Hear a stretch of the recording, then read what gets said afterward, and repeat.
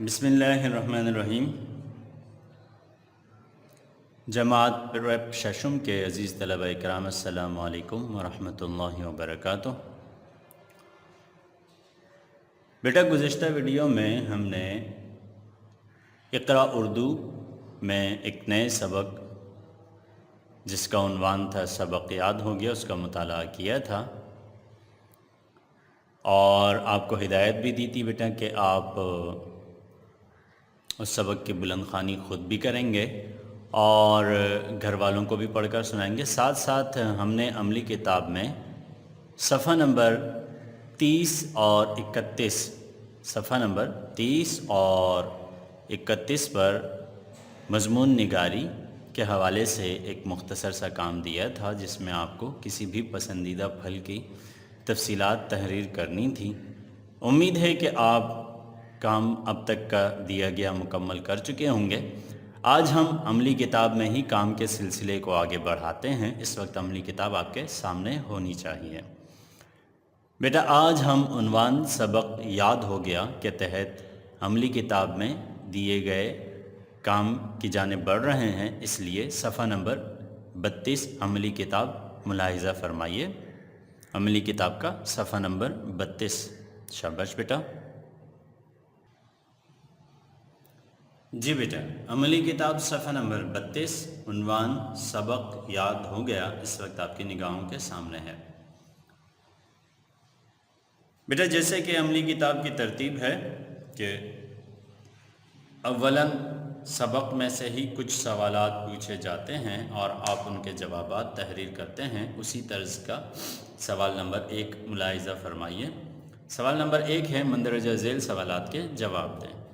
سوال نمبر 1 بہت مختصر سوالات پر مشتمل ہے اور محض 3 ہی سوالات اس کے تحت دیے گئے ہیں۔ پہلا سوال ہے استاد نے شاگرد کو کون سے 2 جملے پڑھائے۔ دوسرا سوال ہے سبق یاد نہ ہونے پر استاد نے کیا کیا۔ اور تیسرا سوال ہے تھپڑ کھا کر شاگرد کا کیا حال ہوا۔ ٹھیک ہے بیٹا، 3 سوالات ہیں جن کے ہم نے یہاں بہت مختصر انداز میں جوابات تحریر کیے ہیں آپ کی آسانی کے لیے۔ پہلا سوال ہے استاد نے شاگرد کو کون سے 2 جملے پڑھائے، تو اس کا جواب ہے استاد نے شاگرد کو 2 جملے پڑھائے، جھوٹ نہ بولو اور غصہ نہ کرو۔ استاد نے شاگرد کو 2 جملے پڑھائے، جھوٹ نہ بولو اور غصہ نہ کرو۔ ٹھیک ہے بیٹا، دوسرے سوال کی جانب بڑھتے ہیں۔ دوسرا سوال ہے سبق یاد نہ ہونے پر استاد نے کیا کیا۔ بار بار کہنے کے باوجود جب طالب علم نے سبق یاد نہیں کیا، شہزادے نے سبق یاد نہیں کیا اور استاد سے یہی کہا کہ مجھے سبق یاد نہیں، تو استاد نے کیا کیا؟ جی ہاں، سبق یاد نہ ہونے پر استاد نے شاگرد کو تھپڑ رسید کیا۔ تھپڑ رسید کیا، تھپڑ مارا نہیں، تھپڑ رسید کیا۔ ٹھیک ہے بیٹا، یہ ذرا محتاط الفاظ اور ادبی زبان میں کہا جاتا ہے تھپڑ رسید کرنا۔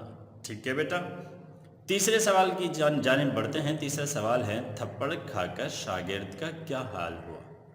تھپڑ کھا کر شاگرد کا کیا حال ہوا، تو اس کا جواب دیکھیے۔ تھپڑ کھا کر شاگرد گمسم ہو گیا، یعنی بالکل خاموش ہو گیا۔ اور اس کے بعد کی کہانی تو آپ جانتے ہیں کہ پھر اچانک اس نے کہا کہ استاد جی مجھے سبق یاد ہو گیا ہے۔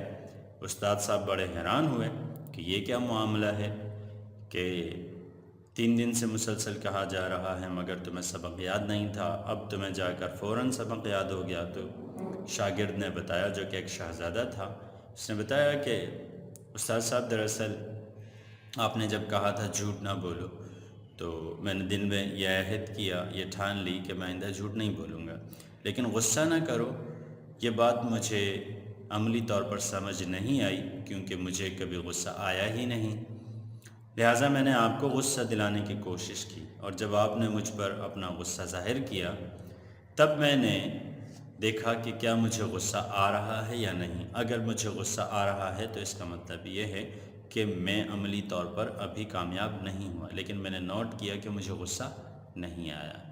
اس کا مطلب یہ ہے کہ آپ کے بتائے ہوئے دونوں جملے عملی طور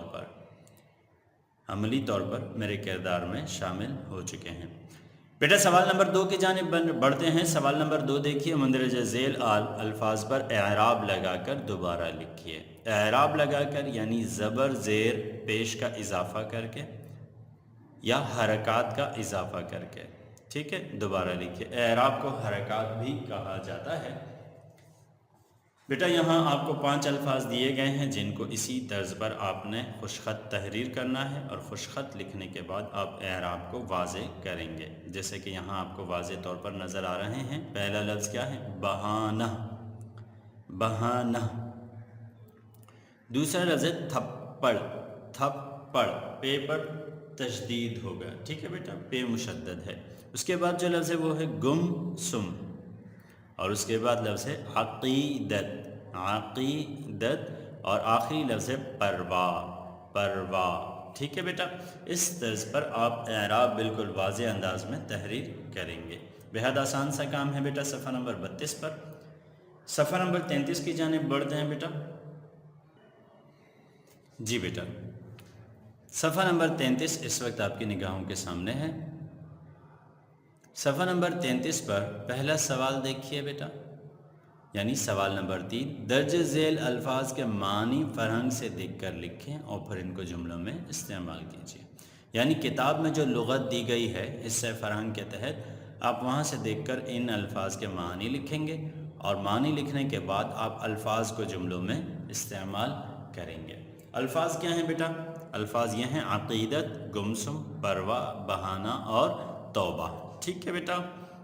5 الفاظ دیے گئے ہیں جن کے معنی بھی آپ کی آسانی کے لیے میں نے یہاں تحریر کر دیا۔ عقیدت کے معنی ہیں دل میں احترام ہونا، گمسم کا مطلب ہے بالکل خاموش، چپ چاپ ہو جانا، اور پروا کا مطلب ہے اہمیت دینا۔ پروا کرنا یعنی اہمیت دینا، کسی چیز پر توجہ رکھنا۔ اسی طرح بہانہ، بہانہ کا مطلب کیا ہے بیٹا؟ عذر کرنا، عذر کرنا، خود کو معذور ظاہر کرنا۔ توبہ، توبہ کا مطلب کیا ہے؟ استغفار، اللہ سے معافی طلب کرنا۔ بیٹا ان الفاظ کو جملوں میں نے استعمال کیا ہے آپ کے لیے۔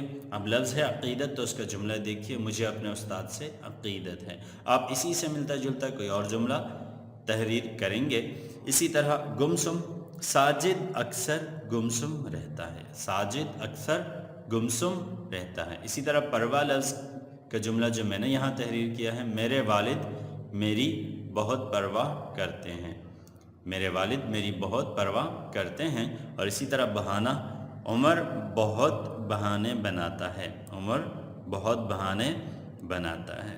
اسی طرح لفظ ہے توبہ، تو اس کا جملہ ہمیں اللہ سے توبہ استغفار کرنی چاہیے، ٹھیک ہے بیٹا۔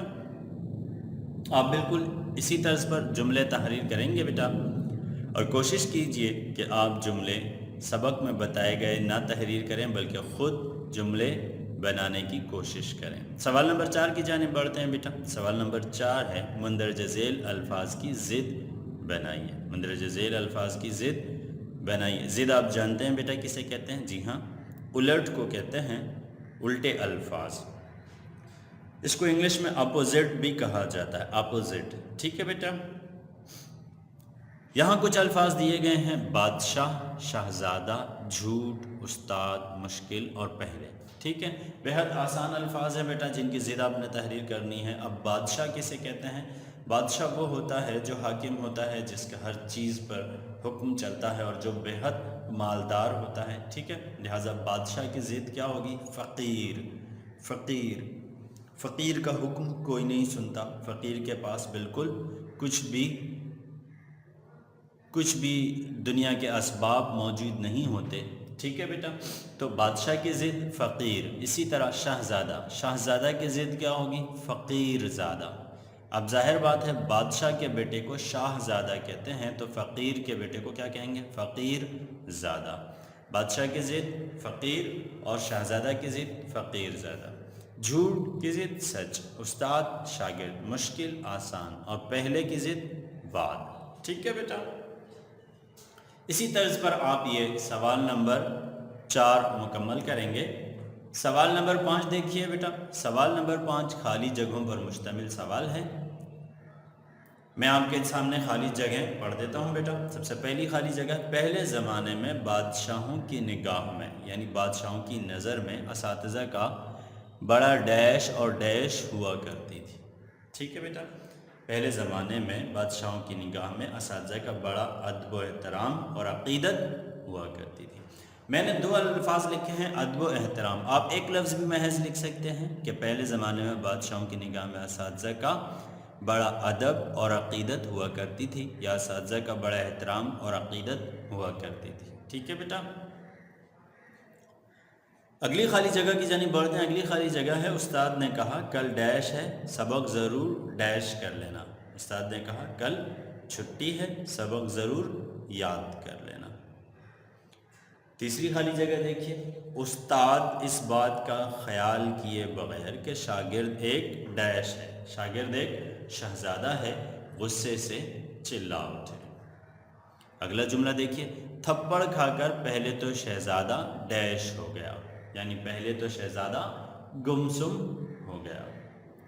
اس کے بعد سوال نمبر 5 کے تحت آخری جملہ، آج مجھے آپ کا بتایا ہوا دوسرا سبق بھی یاد ہو گیا کہ غصہ نہ کرو۔ ٹھیک ہے بیٹا، اسی طرح پر سوال نمبر 6 کی جانب بڑھتے ہیں۔ سوال نمبر 6 دیکھیے، سوال نمبر 6 ہے درج ذیل واحد کی جمع بنائیے۔ یہاں کچھ الفاظ دیے گئے ہیں جو واحد ہیں یعنی سنگولر ہیں، ٹھیک ہے، جو ایک پر مشتمل ہیں۔ واحد وہ ہوتا ہے جس میں کسی چیز کی اکائی کو بتایا جائے، کسی چیز کے ایک ہونے کو ظاہر کیا جائے، اسے واحد کہتے ہیں۔ اسی لیے اللہ تعالیٰ کی صفات میں کیا ہے؟ واحد۔ اللہ تعالیٰ کیا ہیں؟ ایک ہیں، ٹھیک ہے۔ اللہ تعالیٰ کا کوئی شریک نہیں ہے، اللہ کا کوئی ساتھی، کوئی رشتہ دار، کوئی دوست نہیں ہے، ٹھیک ہے بیٹا، کوئی اس کا ہاتھ بٹانے والا نہیں ہے، وہ تنہا کائنات کا مالک ہے۔ تو واحد کا مطلب ہے ایک ہونا، اور جمع کا مطلب ہے ایک سے زیادہ۔ اب وہ 2 بھی ہو سکتے ہیں، 10 بھی ہو سکتے ہیں، 100 بھی، ہزاروں بھی، ٹھیک ہے۔ اردو میں ایک کو واحد کہا جاتا ہے اور ایک سے زیادہ ہوں تو ان کو جمع کہا جاتا ہے، ٹھیک ہے بیٹا۔ اب دیکھیے، شہزادہ، ملک، استاد، ادب، سبق اور جواب، ٹھیک ہے بیٹا، یہ وہ الفاظ ہیں جو واحد ہیں۔ شہزادہ، ملک، استاد، ادب، سبق اور جواب۔ اب ان کی جمع دیکھیے بیٹا، شہزادہ کی جمع شہزادے، ٹھیک ہے بیٹا، شہزادہ کی جمع شہزادے، ملک کی جمع ممالک، ملک کی جمع کیا ہے بیٹا؟ ممالک، آپ کو نظر آ رہا ہے؟ جی ہاں، ملک کی جمع ممالک۔ استاد کی جمع اساتذہ، استاد کی جمع اساتذہ۔ ادب کی جمع آداب، سبق کی جمع اسباق اور جواب کی جمع جوابات، ٹھیک ہے بیٹا۔ ایک دفعہ پھر دیکھ لیجئے سوال نمبر 6، شہزادہ کی جمع شہزادے، ملک کی جمع ممالک، استاد کی جمع اساتذہ، ادب کی جمع آداب، سبق کی جمع اسباق اور جواب کی جمع جوابات، ٹھیک ہے بیٹا۔ بالکل اسی طرز پر آپ عملی کتاب صفحہ نمبر 32 اور 33 آج ہی مکمل کر لیں گے انشاءاللہ، ٹھیک ہے بیٹا۔ آپ جیسے ویڈیو میں دیکھ رہے ہیں بالکل اس سے دیکھ کر بھی تحریر کر سکتے ہیں۔ کوشش کیجئے البتہ سوال نمبر 3 کے تحت دیے گئے جملوں کو آپ خود سے تحریر کر سکیں۔ انشاءاللہ اگلی ویڈیو میں مزید کام کے ساتھ پھر آپ سے ملاقات ہوگی۔ السلام علیکم ورحمۃ اللہ وبرکاتہ۔